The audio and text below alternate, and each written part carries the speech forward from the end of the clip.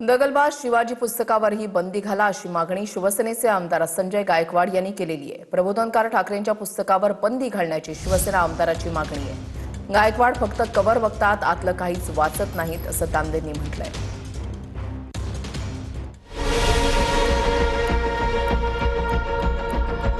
प्रबोधनकार ठाकरेंच्या दगलबाज शिवाजी या पुस्तकावर बंदी घालण्याची मागणी शिवसेना आमदार संजय गायकवाड यांनी केली आहे।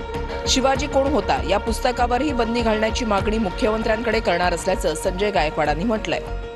प्रबोधनकार ठाकरेंच्या पुस्तकावर बंदी घालण्याची मागणी शिवसेना आमदारांनाच केल्यानं सर्वांच्या भुया उंचावलेल्या आहेत। येणाऱ्या विधानसभेत सुद्धा आम्ही दगलबाज शिवाजी असतील, शिवाजी कोणते पुस्तक असतील, या सगळ्या पुस्तकावर माननीय मुख्यमंत्री महोदयांना बंदी आणण्याकरता मी सभागृहाचं विनंती करेल। खरं तर गायकवाड फक्त कव्हर पेज बघतात, आतमधलं काही बघत नाही।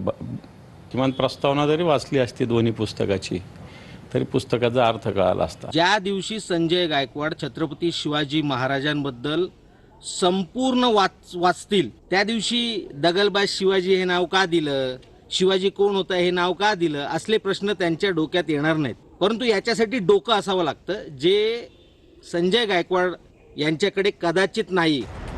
दुसरीकडे प्रशांत आंबी यांना दिलेल्या धमकी प्रकरणी संजय गायकवाड यांची चौकशी होणार आहे। आमदार संजय गायकवाड यांच्या चौकशीसाठी कोल्हापूर जिल्हा न्यायालयानं परवानगी दिली आहे। या संदर्भात लवकरच राजारामपुरी पोलीस संजय गायकवाड यांना नोटीस पाठवणार आहेत।